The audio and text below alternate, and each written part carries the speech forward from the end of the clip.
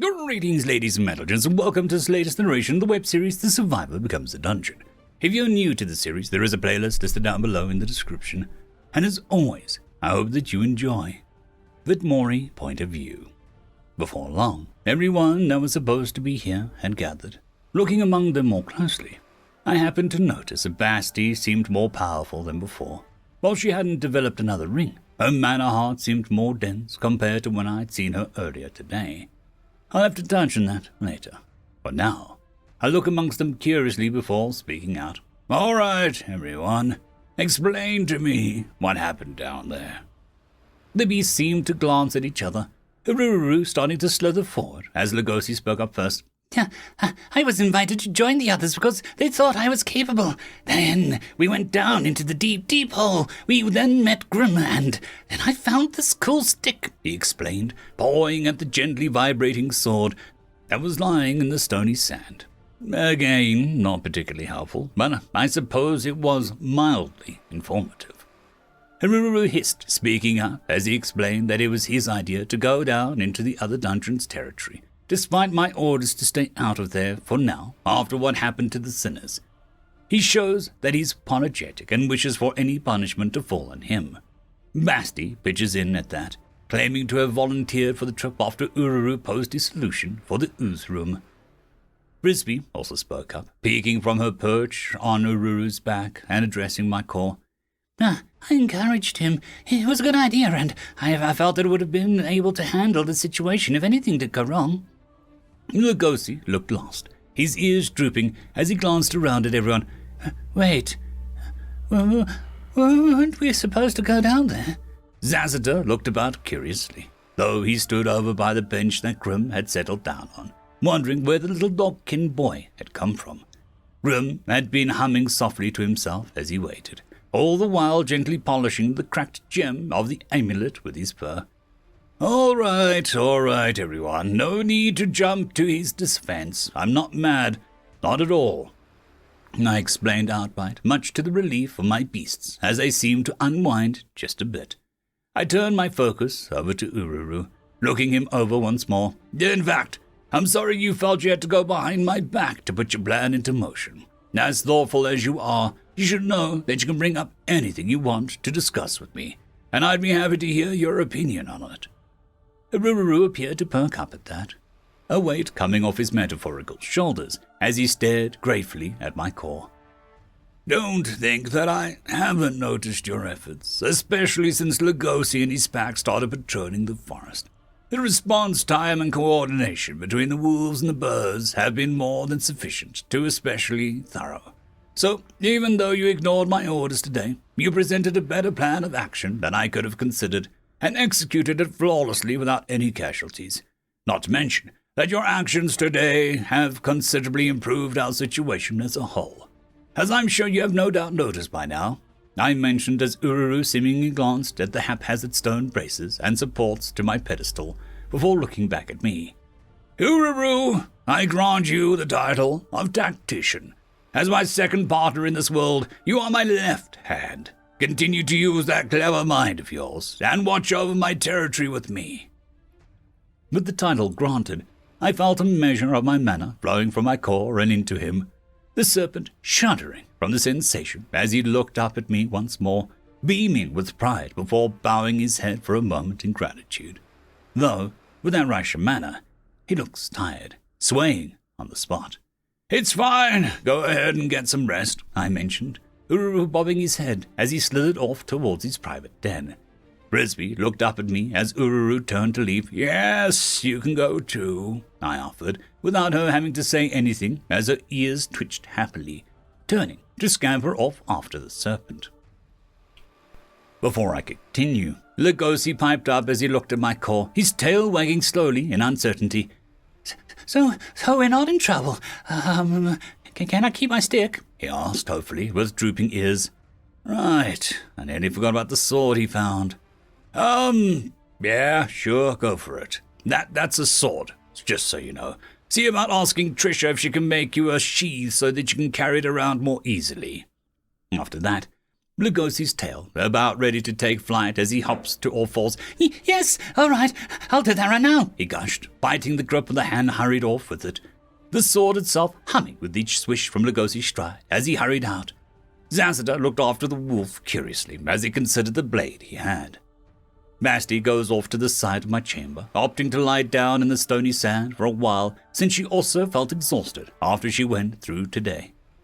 Looking over at Zasada, his face seemed to light up as he sensed my attention. "All right, Shepherd, if you don't mind, I need a favor from you," I mentioned, just taking a moment to gauge him some more. Zasada bows his head respectfully before offering a smile. "Of course, Vidmore. Whatever you need," he replied with a measured amount of cheer. Apparently, he was still in an excellent mood from our hourly conversation. "Perfect. I need you to pick my core off my pedestal. I seem to have gotten too big for what I made before, and now I need to make a quick redesign. With his body, he should be able to lift my core with no problem, even if I'm a solid gem the size of a Texas watermelon. Zasada looks surprised, to say the least, or perhaps taken aback as he looks to my core before looking around. You want me to touch your core? Are you certain?" he asked, seemingly hesitant all of a sudden, but not looking like he was particularly against it. "Yes," I replied, not exactly sure what the hang-up is. "I trust you, and I'm pretty positive you wouldn't drop me. If you don't want to carry me, you could at least set me down in the sand in the meantime." I offered to try be polite now, since maybe he thought it would be too heavy to hold for too long. "No, it is a great honor, Vidmore. Your trust humbles me, and I shall do my utmost to ensure your core is safe in my arms." He enthused excitedly, even going so far as to flex his scaly arms to show off the muscles of his enhanced body. He collects himself soon enough, going onto the stone steps around my pedestal, before gingerly reaching out as he goes to pick up my core, stopping short as he seems to think about how to go about it. "Well, all right, Shepherd, just don't make it weird." I couldn't help but feel mildly amused as I watched him adjust and readjust his position of his hands before he even touched me. Though he finally committed, his copper palms finally scooped up my core as he held me to his chest. I couldn't help but watch him for a moment, the tender care he displayed being somewhat surprising to me. Though I suppose he is very literally holding my heart, the entirety of me. I go ahead and get to work, quickly wiping away my old pedestal. I'll probably take it apart later for recycling. I go ahead and get to work, meticulously laying out and shaping some bricks of my shorter, wider pedestal. Even though Zasada was entirely focused on holding my core, he couldn't help but glance over at Grim, the puppy boy, who in return was cheerfully watching Zasada and seemingly admiring my core from where he sat ever so patiently. "Vidmore, where did that child come from, if you don't mind me asking?" he asked gently, speaking softly as he seemed to address my core directly. I had to consider what I knew and decided to be direct as I spoke privately with Zasada. "I found him in the very bottom of one of the other core's territory. Apparently, he woke up not too long ago, and he had a friend who had been talking to him for a short while before seemingly going quiet for one last time. And that was all I knew about the kid. I probably should try to get to know him better before really letting him stay with the others for an extended period of time." Zasada's eyes widened upon hearing the details of the child's existence and lack thereof. "I see. That's actually the other reason I asked for you. I hoped that you could watch over him and see how he behaves around others. He's so far been bright, gentle, and charismatic, but that's been around my beasts and myself and not around people like yourself. Would you be able to do that for me?"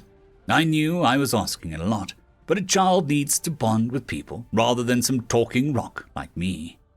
Zasada considered this, looking over at Grim, who had since approached Zasada and my core, looking it over with his wide and curious purple eyes before smiling up at Zasada, with the green glow of my core reflecting in his eyes. Zasada couldn't help but smile kindly. "I don't see why not, Vidmore. I'll do my best to look after him. I'm sure the other kids would love to meet him." Grim glanced between Zasada and my core and perked up at Zasada's words. "I can meet even more new people today. Really? Is that okay?" he asked excitedly. his little tail wagging with audible little swishes behind him as he tilted his head ever so slightly with curiosity. I decided to go ahead and answer as I start shaping out the wide, shallow bowl that my core will set into once I'm done.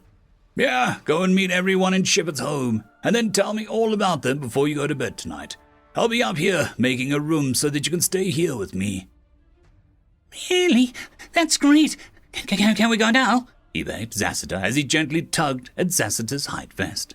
Zassita couldn't help but chuckle, but as he shook his head kindly. Not quite yet, young Grim.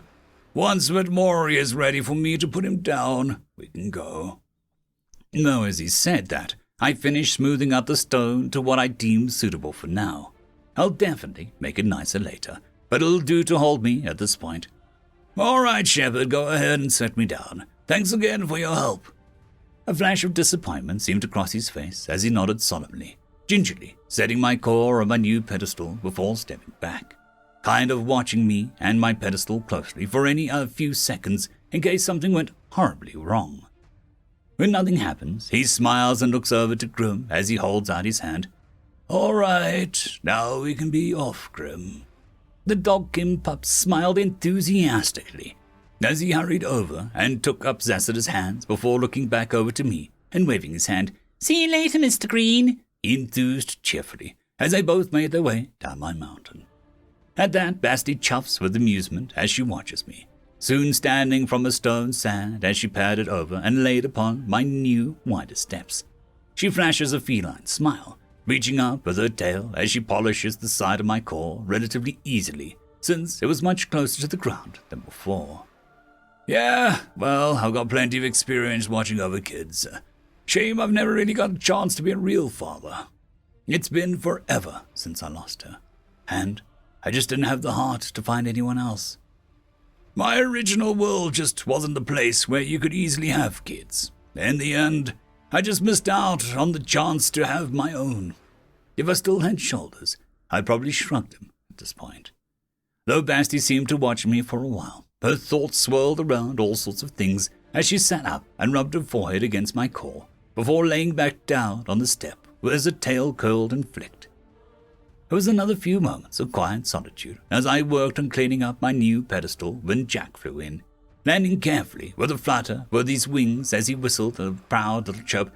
I'm back, boss, safe and sound, of course, he preened charmingly before stretching his wings and hopping up a little closer. I also got eyes on those spires, and they definitely sound like they're making a trip to pay us a little visit, he's mentioned with a whistle of delight. Good work, Jack. Outstanding work.